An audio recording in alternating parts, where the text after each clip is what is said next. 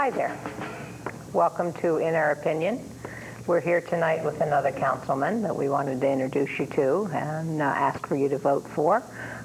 It's Councilman Joe Scazafaza from the 7th Ward. And welcome, Joe. Thank you. I know this is your first television appearance. So. On your show. I watch Harry all the time. Do you? And you. Harry makes my night on Friday night. Okay. You enjoy the show? Yeah. I may not agree with Mr. Russell and you, but I enjoy the show. Okay. That's good. Well, I'm glad you agreed. I love it when he mentions my name up there. No, that's Scazafaza. I think he calls you Go With The Flow Joe. Go with the flow, Joe. In fact, I'm supposed to be the best Democrat the Republicans ever put up. So this shows that this show has not only puts up Republicans, it puts up people that sometimes vote like Democrats, but I'm really a Republican. Okay. Okay. How long have you been on the council, Joe? 6 years. And 6 years on the school board before that. Oh, so you've done a lot of community service. This is my 12th year. If I win this time, which I have to win outright instead of taking your ride on the minority representation, there'll be 14 years, and that's what I really want to get into, if you allow me to later. Okay. Oh, we will. We will indeed.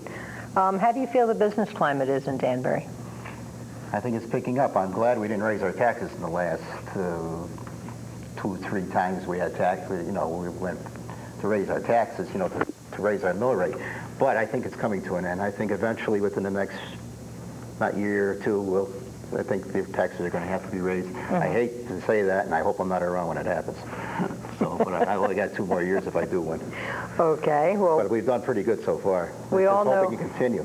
Yeah, we all know you need a certain amount of money to keep the government rolling. Right, and revaluation won't do it, because if you add revaluation, it lowers. I think the only ones that are going to get massive credit out of that are people who own condominiums and townhouses like that. I don't think the homeowner will get any break. And I think actually the price of the valuation of the home may go down, but the mill rate would go up and you'd pay more. I think they'd pay more under our new revaluation. Do the council have much say in the budgets, or are they all just presented to you? Let's put it this way. In all the years I've been involved, and it's been 12 years, 6 on the school board and 6 on the council, it takes 2/3 majority vote to override the mayor's vote, and I've never seen it done. And at least I haven't seen it done, to my memory, no. Okay. So it takes 2/3, and it's not easy. All right. Now, you said this time you have to win outright. What do you mean by outright? That means I hope the voters of this city realize that the Republicans have good candidates, too, and that one-party rule is not the way it should be. I feel that, personally anyway, and I hope that they feel that 2 parties is what we need. And taking a ride on the minority representation, which means you have to beat the other Republicans and not a Democrat, is not the way for the Republicans to win. But we have to really beat our heads against the wall to get votes. A lot of the Democrats take a nice ride on Gene Iroquois, is a very popular person, and at least in the last elections, and he's drawn all the people in with him except for Mr. Yaman, I think, and Mr. Fazio the time before. I would listen. If they don't even, please, if they don't like the way I vote, don't vote for me. But not to vote for me or any of the people on the Republican Party, because the Republicans is not the way to do it. Vote for the person. Make minority representation a fact. Give the one party, whether it be Democrats or Republicans, and it's Republicans in this city, a shot. I mean, there's no way there should be all of one party. Thank God for a minority representation rule, but that should be only in cases when the Republicans really can't win. To the people of this city, please, think.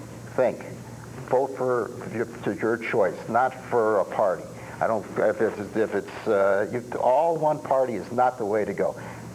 This my feeling, and that's the way I hope it is. I'm not voting for myself. Just vote for some of the other party, whether it be Democrat or Republican. I was going to say this would be the same whether it's Republicans right. that And I'm not saying this or Democrats. If I was on this thing on your show and it was all Republicans up there and the Democrats were having the problem, I feel the same way. This is strictly not a non-political issue. There should be minority representation on every committee, and that there is, especially on the council. I noticed the state mandates it on the school board and other commissions, but it doesn't mandate it on the city council. And there has been talk lately of doing away with a minority representation rule. If that's what the people of the city of Danbury want, all one-party rule, fine. I don't think it's right. I don't think one party should rule, whether it be a Democrat or a Republican. And that's my main issue tonight. Not for anybody to come here and say, vote for Scott Lefebvre in the 7th Ward. If you feel I've done something right, vote for me. If you feel I haven't, don't vote for me. But if you feel I want you to vote for me or the person you vote for what they can do for you and what they can do for the city, not for what the party, for a party they belong to. That's one thing I like about you, Joe. You're very accessible. You're in the Henry Street Market every day. I'm running in the 7th Ward. That is in the 7th Ward. I've lived in the 7th Ward most of my life. I was born in Danbury Hospital. My parents were born in Danbury Hospital. I've lived here all my life. I'm not going anywhere. I'm not looking for another political office of treasurer or a mayor or anywhere. I have been asked, for other party offices, and I've refused. I do just want to be just what I am, give something back to my city. It's a non-paying job. I truly enjoy it. But if I lose, and still there is a minority representation, I feel I've done my job. Yeah. Well, part of what I was trying to say was whenever I have come to you when I want some papers or when I need something or when something's not going right on my street, I know if I call you, you will act on it for me. And I appreciate that. There are a lot of the councilmen that are very hard to reach. You get a machine, you don't know whether they do what you ask them to do. I've gone into constituents meetings and I've talked to the councilmen that are there, and you never hear back from them. You don't know what they found out or how they found it out, and I've never had that problem with you. Well, I enjoy working with the people. That's why I'm really running. People, in fact, even the mayor has said that I'm the second city hall because more people see me than more than any other council person because I am accessible and I do try to follow up on everybody's complaint. I don't care who they are or nothing. Whatever it is, anybody that's come to me, I followed up 100%. But that's my job to do. I'm not taking credit for that. That's what I was elected to do, and that's what I should do.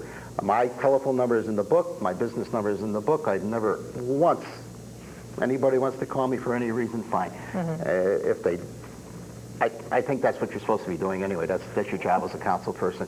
What really gets me angry is that people have to go to me or another council person to get access to material that they should be able to get access to without going through me. I mentioned to a class in Danbury High School the other day that this young fellow I was a guest speaker at a class, and he was trying to get information from one department. They kept giving him a runaround. Well, I'm going to make a call, and I better get that material and give it to this young man. He's trying to do his thesis or something in Danbury High School on this, and I think he should have gotten the material without a big runaround. And we'll see about that come tomorrow. Okay, okay. Well, I know there is some material I've been trying to get, and you've been trying to get it for me, and we haven't succeeded yet. But we'll keep trying. Well, I never give up. I never give up. Okay. Since you were on the Board of Ed, what do you think about the school situation? Are you content with what's going on over there, or would you like to see some changes made, or what are your ideas about education for the city? Well, let me start off. We started off, and Mr. Russell and I were in the same school together, and as Harry could tell you, sometimes we didn't see alike, but I respected his views tremendously. Okay. And although I don't agree with him, as I mentioned before, but a lot of times I think he has a right to say what he says when he wants to say it. So we go from there. I feel the schools have come a long way. We're going to have a lot of new school board members this next election. I hope that they see through to make the schools safer than they are or they were, and get where the kids are there for a good education. Now, when I was on the school board, I never sat on an expulsion hearing, and Harry can speak about that when he's on. I never once sat on an expulsion hearing in 6 years. From what I understand, they have quite a few now at the high school and junior high school level, and they have a program for these children that have trouble. I think we've come a long way there. Let's just hope that we continue to make our schools safe, that they are good teaching institutions, but they do need to be, can't teach if everybody's jumping all around the place and causing havoc, and I think they're working on it. Okay, very good. All right. I asked you about the business climate. What do you think about the airport? That seems to be in the news a lot lately. The airport, right. I seem to get on more committees than most of my Republican comrades on there because there has to be a minority, I feel, on every committee. And although some Democrats don't feel that way, some of them don't. Most do. I think most of the people I work with on that council are great people. I mean, forget the party. I think they're great people. But that's one issue that I differ on with some of them. Okay.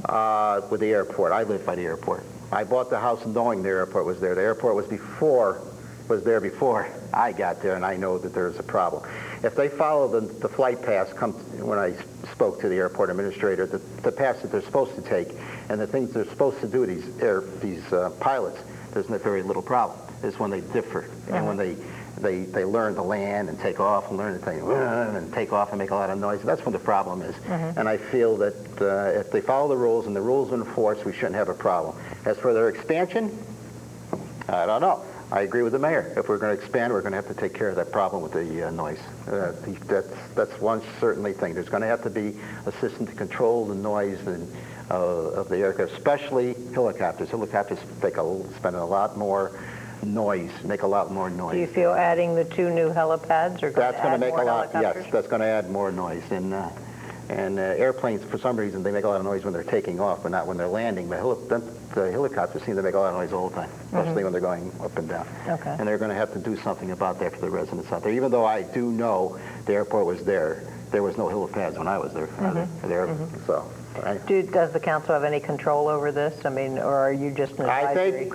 I'm not sure. I really won't mention. Not sure, but the council does have the ruling over funds. Okay. So I would think that they would have to go through the council, and they may be wrong. So please don't quote me. But if they have to do anything with the funds of the city, they have to go through the council. Okay. I seem to remember that the council is the sole body. Even the school board has to go right. through the Even the council. School board has to go through the funds. council, even though when the school board gets their money, they can spend it any way they want. And we have no control of what they do and when they receive it. Okay. Are you out in the neighborhoods? Are you meeting the people? I mean, are you walking the streets? Or? Well, my business is in the 7th Ward, so I'm still there, and I hope people know me. Some people, a lot of people know the name, and other people, not so many people know the face. But I have registered 50 new voters. I try to get the absentee out, and as I mentioned, I didn't make last night's council meeting because I'm just darn wore out. It's just between the family business and camp, all this stuff. Well, you're open long hours. Long hours. One of my uncles is sick, and we've spent a lot of time. So I'm not making any excuses for not showing up, but just saying there's just so much your body can take. And, oh yeah, I can. But I'm doing the best we can. All right. Well, I didn't know whether you were out on the weekends. I know a lot of the Republicans are. Right, walking. I think they're all out there. I understand the Democrats hit a ward, the Republicans hit a ward. That's why I mentioned there's no one group of people, whether it be Democrats or Republicans, has a monopoly on good candidates. I'm not here to promote myself. Wrong. You vote for me, fine. You don't, fine. But let's keep the minority, whether it be Democrat or Republican. It's the Republican now, maybe it'd be Democrat in the future. Make sure that there is a minority rep on that council no matter what. If there is a council person ever, if there's ever a council when everybody brings up the thing to get rid of minority representation, I hope the people get out and bang somebody in the head, because that's not the way it should be. Okay. Nobody should be excluded. Okay. Well, I know there are lots of good candidates. We had, or I saw an interview on the station with Ken Sosnowski. We had Pauline Repko last week. Pauline Repko Basso last week, and we had several others that have been on, and I've seen them on shows. I mean, I'm very pleased with Councilman Nolan and what he is saying. And the issues that he's bringing forth. I think they're all very good. And actually, I think what we're going to do now is wander off into a commercial. It's not really commercial. We went to the Scott Fanton Museum, and we did some taping at the Scott Fanton Museum. And we'd like to bring that to you now. It's a short 10-minute tape, and we think you'll enjoy it. It's all the memories of the Danbury Fair. So if they could roll it, I'd appreciate it.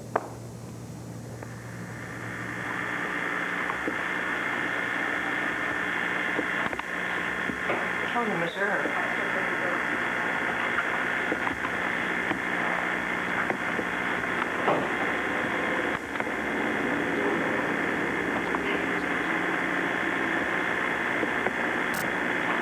Look at the quotes. It was 1891. Superman, what did you think? Joan? Okay. Hi, Joan. I'm Lynn Waller with In Our Opinion on Danbury Comcast channel. And we understood you had a lovely exhibit here on the Danbury Fair Mall, or Danbury Fair. It used to be where the Danbury Fair Mall is. Can you explain to us what you have here and what kind of memories you're rousing up in people? Well, in our small space where we try to recreate 112 years of the Danbury Fair, or I think it's 114 years. Since the concept began, which was the Danbury Agricultural Society, began the fair, and then later years it became privately owned, and then in the 40s John Leahy bought it, and we have shown many of the aspects of the fair, including a lot of photographs that run from the beginning, early beginnings to the demise. And we also have showing a center table that would have been in the big top, and one of our board members, Wendy Valeri, she did the seat picture and the center, the whole arrangement. Okay. And all the things that we've gotten, the statues, and many pieces of memorabilia come from private collections, as well as people like Brookfield Historical Society and the Milford Historical Society, and from my own collection as well. Did you try to go to places like Rosie Tomorrow's, where I know there are a lot of pieces? Well, a lot of pieces are more or less part of people's decor and are in place. The things that we were able to borrow, we were fortunate enough to get, they had mostly were stored and were not being viewed. And we've worked just about all of them into the exhibit. Okay. We got a lot of... and you said it was 112 years? 112 years. Okay, I was looking at one of the pictures that said October 91 around the corner, and I was surprised to hear it was that long. We moved 81. Okay, we moved to Connecticut in 75, and when it said 91, I thought people didn't dress like that in 91. Oh, it was 1891. Yeah, 1891. Right, so it was really something. Yeah. But all of the papers and all of the things seem to have some little sidelights on them, as well as pictures of what went on in the large exhibits and whatever. That was such a special time. We had a wonderful input from a woman by the name of Arlene Yapel, who managed the Big Top for many years for John Leahy, and all I have to do is call her up and say, well, what do they do here, and who's in this picture, or who, and she just has all the information for us. She's wonderful. Well, I know I walked past the area that said Dutch Village, and I still remember the apple pies they used to serve there. They were just delicious. That gentleman was here. That gentleman was here, Ising or Isley. He lives in Bethel, who designed the Dutch Village, and I asked him, did he have any drawings? He says, oh, we used to draw it in the sand. John and I would draw it in the sand, and we'd come up with the design. And I think that's how a lot of things came about. Why don't we move over here and see the centerpiece you were talking about? Maybe our camera person can pan down and get some of this. It's just representational of the fair, showing the home crafts. But this is probably more what a Grange would put in the Big Top. And the seat pictures, she made that. So well, I see all your little rooms and whatever. I remember all the little buildings over at the fair. Goldtown, we have a show on that CBS did in 1979. It's an 8-minute show on the fair. And it starts at Grand Central Station, and they buy a ticket to go to the Danbury Fair. And it's really cute. Did you see the Dutch Village? Yeah. We have a lot of home industry, home crafts represented in there, as well as lace. And we have a recreation of the public school building that was in the New England Village. And where Marge Shepard, in a one-room schoolhouse, started her children's art show, which continues today. We still host the children's art show until today. Why don't we shut down for lights? Tell about them. It was either that or we didn't get that. Some old postcards from, they started around 1903, and they run through, I believe the last one was in the 70s, it was like pictures of the Dutch Village, and the train, and this is the interior, the Big Top, and also this overview of the entire fair. Were done, they were the last to be done. There was another set of postcards made at the auction, but it shows all the... it I see the ox pull signs from over there. That was a big attraction, the ox pull. Okay. Yes, it was one of the things that they continued on with for a lot of years. Okay. Most of the pictures here in Celebrity Corner start around. I went around the late '60s and run through the end of the fair. Yeah, I see Ella Grasso up here, and the Philip Morris man. I recognize Johnny him. Philip Morris, who lives in Trumbull, still alive. Oh, really? Yes, and Marion Anderson. Yes. And Some of them I couple don't of governors, some of the queens. I don't know their names. Okay. And you have Julie Nixon here. Oh, wow. And Elizabeth Taylor, Michael Todd, and also a man by the name of Buck Steele and his sidekick Marcy. And we have Robert Q. Lewis. Quite a few. You have Mescal. We have Dodd, Mescal. There's so much Dempsey. There's a whole lot of governors that. Well, of course they went Governor's Day. Yes. Yes. All right. Well, let's. Okay. This is a recreation of the building that stood at the Danbury Fair. It was in New England Village, and it was called just a big title on it said Public Schools, and it was supposed to be a recreation of a one-room schoolhouse, and that's exactly what we have recreated here. And they hung children's school pictures that they had drawn, and it was the beginning of the Marge Shepherd Art Show.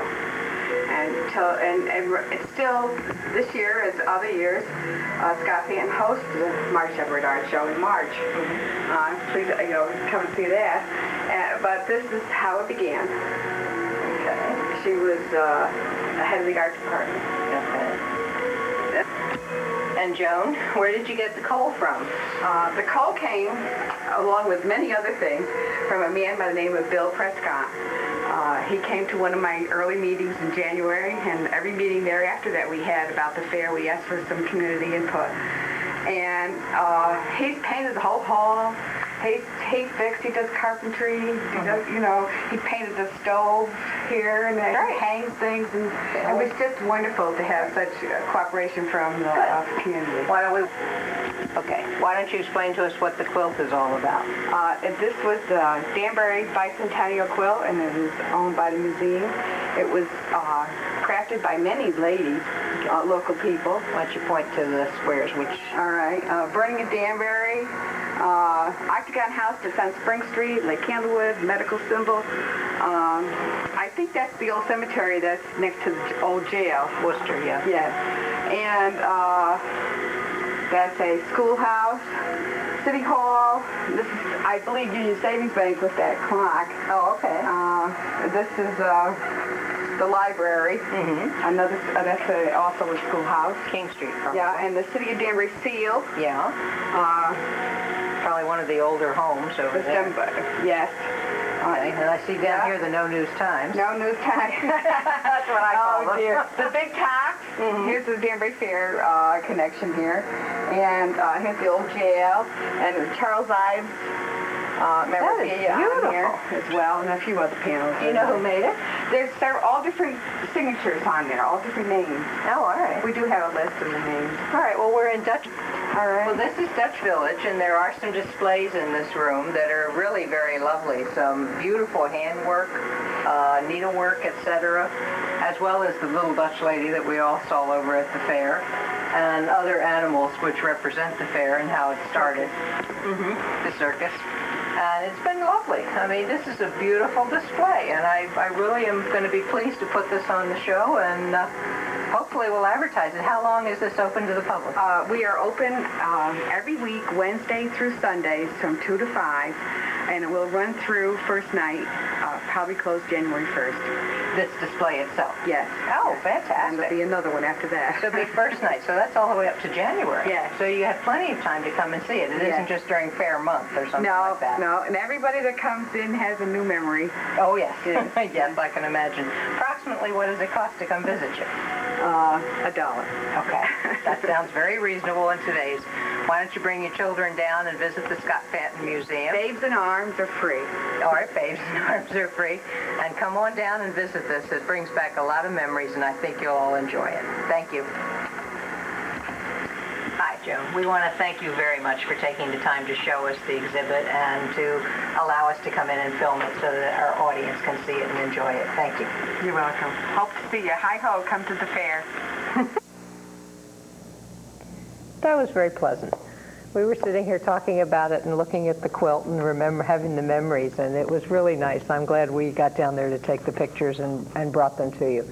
And the fair is open from now until first night, so it costs $1 to get in, and it's well worth wandering around and bringing back the memories. I swear I could taste that apple pie from the Dutch Village. I want to take a minute to let you all know that we're going to have a live show Wednesday night with Vin Nolan, the candidate for mayor for the Republican Party. It's going to be another call-in show, and it's going to be October 11th from 8 to 9, so please come on and or please call in and ask your questions. He's going to be here to answer any questions that you, the public, have instead of my questions. So feel free to pick up the old phone and give us a buzz. That's October 11th from 8 to 9, live with Vinnie Nolan. Well, I want to thank you for coming in. Thank you. I appreciate it. Okay. I appreciated your coming. I also was going to do something on the Planning Commission, but I think I'll wait until the next time because it's too long. And we'll end up doing something short. There were a couple of quickies. Anything that you wanted to say besides vote for me if you want to? No. I'm not here as a candidate so much as I am. That two-party system really bothers me. I hope that everybody listened to what I was saying. Pick the candidate for what they can do for you, and not for the city, not for what they can do for their party. Mm-hmm. Well, there are some good candidates running, I know, and I know Vin is one of them, and as I mentioned earlier, there were several others, and we hope that you do some research yourself, find the candidates that you would like to vote for, and vote for them. I have seen a few fall flags out there already, or a few fall flowers, as I call them. But anyway, the city's staying cleaner this year, and it's been a pleasant and a clean campaign. Thank you for joining us tonight. We invite you back again next week. Harry will be with us, and we'll see you then. Thanks for tuning in to In Our Opinion.